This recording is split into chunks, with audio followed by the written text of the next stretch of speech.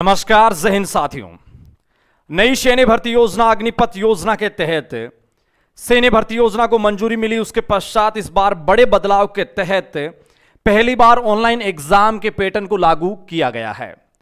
तमाम कैंडिडेट्स जो अग्निपथ योजना के तहत इस बार एग्जाम आर्मी का देने जा रहे हैं, उनके एडमिट कार्ड आ गए होंगे। एडमिट कार्ड में सारे के सारी चीजें अंकित भी आपको नजर आ रही है।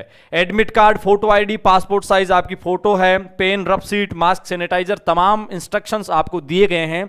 लेकिन किस तरीके से तैयारियों के साथ जाना है, साथियों इस वीडियो के माध्यम से A to Z जानकारी आपको मिलने वाली है।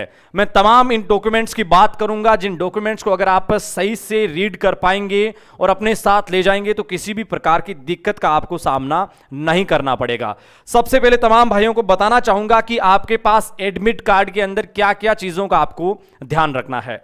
एडमिट कार्ड अगर आपने निजी जो आपके कोई साइबर कैफे ई मित्र से अगर आपने निकलवा लिया है तो सबसे पहले उसमें नोट करें कि एग्जाम की डेट क्या है। जी हां, डेट का विशेष ध्यान रखना है क्योंकि 17 से 26 अप्रैल के बीच में जो एग्जाम का शेड्यूल है, किस तारीख को आपका एग्जाम है। एग्जाम की डेट देखने के पश्चात साथियों आपने यह भी पता किया होगा कि एग्जाम सेंटर और आपको कौन सा शहर अलॉट किया गया है। अलग अलग जो देश के राज्य हैं उनमें अलग अलग सिटीज में सेंटर दिए गए हैं। विशेष ध्यान रखना है कि एग्जाम सेंटर और सिटी कौन सी अलॉट की गई है। एग्जाम सेंटर में आपको कौन सी स्कूल अलॉट की गई है या कौन सी संस्थान अलॉट की गई है, उसका नाम सही से ध्यान रखें क्योंकि कई शहर में ऐसा देखा गया है कि उसी नाम से कई सारे संस्थाएं होती है और उसके चलते आपको बाद में दिक्कतों का सामना करना पड़ता है। इसके पश्चात आप नोट करेंगे आपका शिफ्ट कौन सा है। जी हां, एग्जाम के लिए आपको कौन से शिफ्ट में आपको अलॉट किया गया है उसका विशेष ध्यान रखें। और आपका टाइम क्या है, टाइम का दोनों तरीकों से ध्यान रखना है। सेंटर पे आपको आधे घंटे पहले जिस तरीके से अंतिम रिपोर्टिंग टाइम है वो दिया गया है, उसका विशेष ध्यान रखना है। और विशेष तौर से एग्जाम के लिए आपको जो टाइम दिया जा रहा है उसका भी ध्यान रखना है। और एडमिट कार्ड में आपके एग्जाम का टाइम क्या है उसका भी विशेष ध्यान रखना है। सारी की सारी चीजें होने के पश्चात आप अच्छा सा एडमिट कार्ड आप उसको रंगीन तरीके से भी आप यूज कर सकते हैं, या फिर आपके पास जो भी एडमिट कार्ड है वो क्लियरली होना चाहिए, उसमें सारी चीजें क्लियरली दिखाई देनी चाहिए। बात करेंगे कि आपको कौन सी आईडी साथ में ले जाना है। जी हां, यहां सबसे बड़ा जो युवाओं के बीच में असमंजस की स्थिति बनती है कि कौन सा आइडेंटिटी प्रूफ आप वहां ले जा सकते हैं जिसमें आपको एंट्री में आसानी हो। तो साथियों कई सारे एंट्री जो आईडी है वो इंडियन आर्मी ने इस बार एडमिट कार्ड के माध्यम से युवाओं के सामने रखी है। लेकिन तमाम बातों को मैं सामने रखते हुए आपको बताना चाहूंगा कि आधार कार्ड जो हमारी नेशनल आइडेंटिटी जो प्रायोरिटी में मानी जाती है वो हर एक कैंडिडेट के पास मौजूद होती है। यह आधार कार्ड आपके पास होना चाहिए।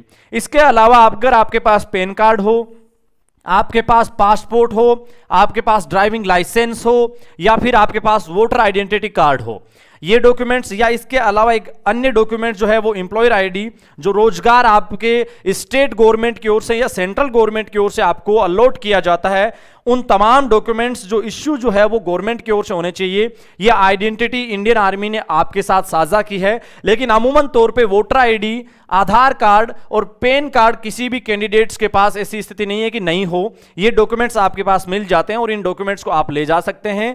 बड़े ही आसानी तरीके से आपकी एंट्री हो जाएगी, किसी भी प्रकार की दिक्कतों का सामना नहीं करना पड़ेगा। पहली बार ऑनलाइन एग्जाम हो रहा है, कुछ विशेष बातों का ध्यान रखना है आर्मी एग्जाम वाले भाइयों को। जिन भाइयों ने एयरफोर्स नेवी के पहले एग्जाम दे रखे हैं उनको तो इसके बारे में पूरा पता है, या इसके अलावा किसी भी प्रकार का ऑनलाइन एग्जाम आपने अपने जीवन में दिया है तो किसी भी प्रकार की समस्या का सामना नहीं करना पड़ेगा। यहां विशेष ध्यान रखें, आपको फोटो जो 2 ले जानी है, पासपोर्ट साइज फोटो होनी चाहिए, 2 या 2 से अधिकतम हो सकती है, लेकिन विशेष ध्यान रखने की लेटेस्ट फोटो होनी चाहिए।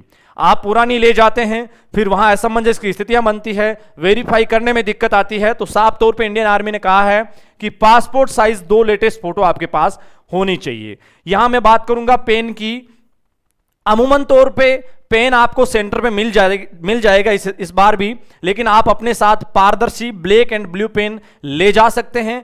याद रखें किसी भी प्रकार का जो आपका पेन है उसमें मेटल नहीं होना चाहिए। अगर आप अपनी ओर से ले जाते हैं पारदर्शी ब्लू या ब्लैक पेन आपके पास होना चाहिए।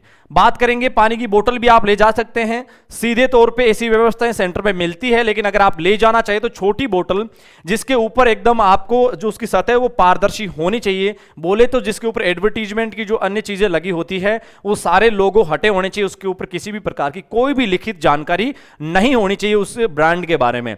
तो बोतल है वो भी पारदर्शी होनी चाहिए। मास्क और सैनिटाइजर की स्थितियां भी यहां बताई गई है, क्योंकि रूल सारे बताए गए हैं, उसको फॉलो कर आपके ऊपर डिपेंड करता है ताकि आप एग्जाम की स्थिति में वंचित ना हो। सैनिटाइजर और मास्क अमूमन तौर पे एग्जाम सेंटर पे मिलते हैं, लेकिन आप अपनी ओर से मास्क जरूर साथ ले जाएं, क्योंकि इस बार कोविड-19 के जो वर्तमान हालात, जो केस जो दिखाई दे रहे हैं, उसको देखते हुए लग रहा है कि स्थितियां काफी अलग हो सकती है।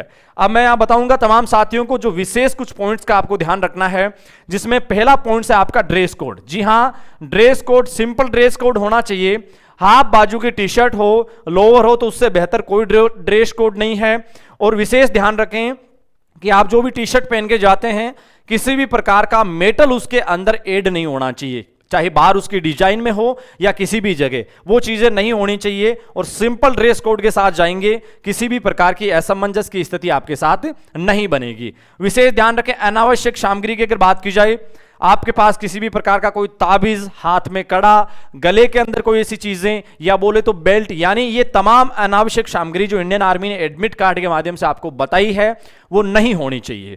यहां मैं बात करूंगा इलेक्ट्रॉनिक डिवाइस की, तो तमाम साथियों को पता है घड़ी है या इलेक्ट्रॉनिक गैजेट्स जो भी है, चाहे आप कैलकुलेटर की बात कर लीजिए, ये सारी चीजें आपको नहीं ले जानी है। आप सेंटर पे अगर घड़ी ले जाते हैं तो बाहर जिस जगह आप अपना सामान रखते हैं वहां सुव्यवस्थित तरीके से ये इलेक्ट्रॉनिक डिवाइस जो भी आपके पास हो वो वहीं रखे जाएं। यहां बात करेंगे साथियों एग्जाम लॉगिन की। ये सबसे बड़ी प्रोसेस होती है, क्योंकि पहली बार आप ऑनलाइन एग्जाम दे रहे हैं, इसके लिए एग्जाम लॉगिन की प्रोसेस साथियों आपको अपने स्तर पे नहीं करनी है। जैसे ही सारी चीजें वेरीफाई होगी आपकी, उसके पश्चात सेंटर में जो आपका एग्जाम रूम है, इसके अंदर वीक्षक लगे होंगे, वीक्षक आपको पूरी जानकारी देंगे और आपका एक डेमो प्रोसेस भी होने की संभावना है, जिसमें आपको पहले बताया जाएगा कि किस तरीके से आपको पूरा का पूरा आने वाले एग्जाम को फॉलो करना है, कि नियमों को फॉलो करना है, कैसे आपको कंप्यूटर के माध्यम से नियमों का पालन करते हुए कैसे एग्जाम में अपने आंसर को भरना है। रफ कार्य की मैं साथियों बात करूंगा, इसका भी विशेष तौर से ध्यान रखें, कोई अपनी जेब में किसी भी प्रकार की शीट बाहर से ना ले जाएं। सेंटर के अंदर आपको रफ कार्य के लिए सीट दी जाएगी, उसके ऊपर आपको रोल नंबर अंकित करने हैं और उसके पश्चात वो सीट आपको उसी जगह वापस ले ली जाएगी। नेगेटिव मार्किंग का हमारे तमाम साथियों को पता है 1/4 रखी गई है। तो साथियों ये तमाम इंस्ट्रक्शंस आपको ध्यान रखने हैं, जिसमें एडमिट कार्ड से लेकर सेंटर तक प्रवेश की जो जानकारी है मैंने इस वीडियो के माध्यम से आपको दी है। आगामी 7 दिन तक एक जो एग्जाम की जो प्रोसीजर्स है वो शुरू हो रही है कल से। आने वाले 7 दिन तक देश के तमाम कैंडिडेट्स जो अग्निवीर सेना भर्ती योजना के तहत सेना में जाने का जुनून रखते हैं, जो जिज्ञासा रखते हैं, उनके लिए पहली बार ऑनलाइन एग्जाम हो रहा है, इसलिए इन नियमों का साथियों विशेष ध्यान रखें। फिलहाल के लिए साथियों मैं चाहूंगा आपसे इजाजत। सैन्य भर्तियों से जुड़ी हुई ताजा, सही, सटीक व लेटेस्ट बड़ी जानकारी के लिए आप एडी आर्मी पॉइंट परिवार के यूट्यूब परिवार व फेसबुक परिवार से जुड़ना ना भूलें। वीडियो के अंत तक आप बने रहे, इसके लिए साथियों आपका दिल से शुक्रिया। किसी भी प्रकार के डाउट को क्लियर करने के लिए आप हमारे टेलीग्राम या इंस्टाग्राम हैंडल के माध्यम से आप हमें मैसेज भेज सकते हैं। आप तमाम साथियों का बहुत बहुत धन्यवाद, शुक्रिया।